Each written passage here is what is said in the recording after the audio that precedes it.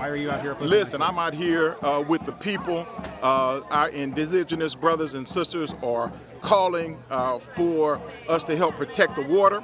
And as an African American, I feel like it's important for us to be here present, as all communities have been with us through the George Floyd piece and all of these issues. Again, I'm Ambrose Carroll. I pastor the church by the side of the road in Berkeley, California, and founder of Green the Church. And we are trying to bring more and more congregations, more African people to be a part of this movement. This Line 3 and the effect that it's going to have on the water will have an effect not only here, but all throughout the Mississippi, which is Louisiana, Arkansas, and all these places that also affect black bodies. And so we are here saying that Line 3 has to stop. Indigenous people, African American people have come to the support of the Biden administration and the EPA. And listen, after all of what we've been through, we are saying that we must stop this line. And so we're calling on President Biden, we're calling on our friends at the EPA, Gina McCartney, stop Line 3, and we're here to do it. Can you talk about the issues that you're out here protesting about Line 3?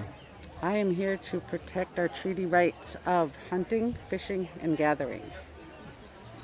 I have gathered monomen, the good seed, with my husband of 38 years.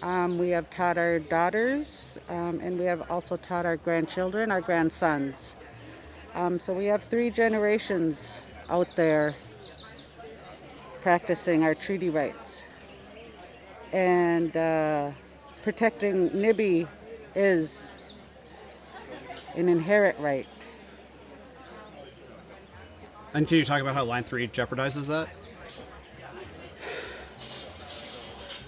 Being that it passes under the pipeline passes underneath the headwaters of the Mississippi twice, that puts our NIBI at jeopardy.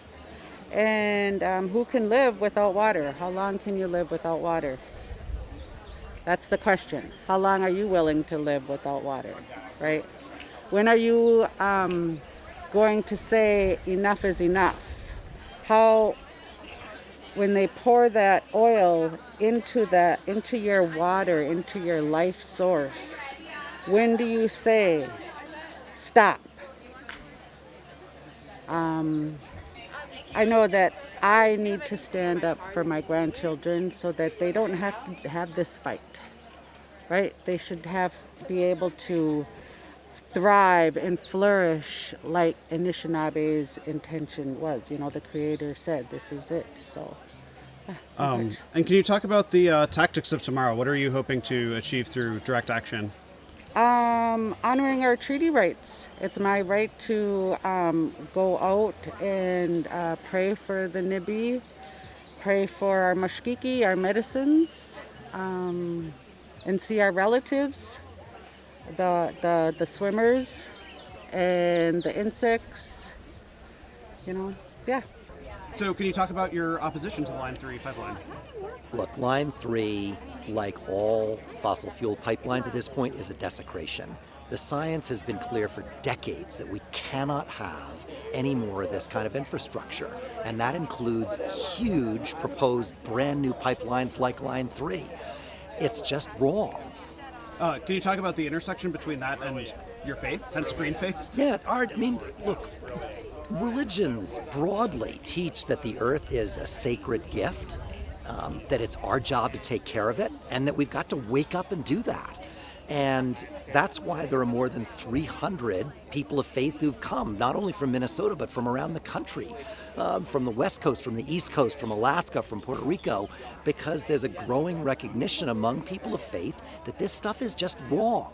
We know that there have to be strong job creation, green job creation commitments to build a clean energy economy.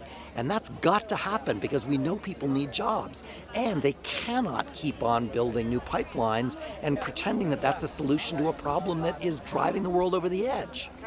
Do you want to talk about kind of the activism tomorrow? What is your kind of approach to direct action? So tomorrow, what we're doing as people of faith is we're gathering with Indigenous leaders, following their lead, to send a very clear message to President Biden, to Gina McCarthy, that there is a strong consensus among faith leaders that this pipeline is wrong, that we need sacred waters protected, that we need no more new fossil fuel infrastructure, and that we're keeping our eyes on them, that we're watching what they're doing. That's the message that has to get sent. And again, you've got people, Muslim, Jewish, Hindu, Buddhist, Christian, Sikh, Jain, Interfaith, alongside indigenous colleagues and leaders. And that's a strong message. Do you want to talk about your opposition to Line 3? Yeah, I mean, I am here really because I feel called to stand with my indigenous siblings to block this pipeline. We feel that it is a violation of treaty rights, and of course we don't need to build out more fossil fuel infrastructure in this country either. So I'm really here to just bear witness and to be an ally to my indigenous siblings. Do you want to talk about what are the goals of tomorrow? Well, the goals for tomorrow are really to grab the attention of this administration and ask them to cancel the pipeline, quite simply. We've been, standing up as faith leaders, as clergy, and calling this a moral issue. And tomorrow we'll be doing a prayer service to really bring the spiritual and the sacred component to this, because we know that water is sacred, the land is sacred, and of course the treaty rights are sacred as well. Can you talk about how police have treated water protectors in the past, and if you're concerned about that tomorrow? I know where I live, Nagachiwanang. We are 20 miles south of Duluth. Duluth in 2018 wanted to purchase $125 worth of riot gear. And I lived there my whole life, 54 years.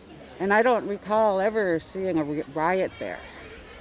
So I Googled that. Hey, when was the last riot in Duluth? 1924, when they hung 3 black men. So now they want to get riot gear for who? For me, as I am trying to protect this NIBI? Mm-hmm. So it's real, the threat is real that the police, the corporations, don't care for our treaty rights. They don't care for our water. They don't respect that. They don't love it. Mm-hmm. Thank you. I appreciate it. Yes, miigwech.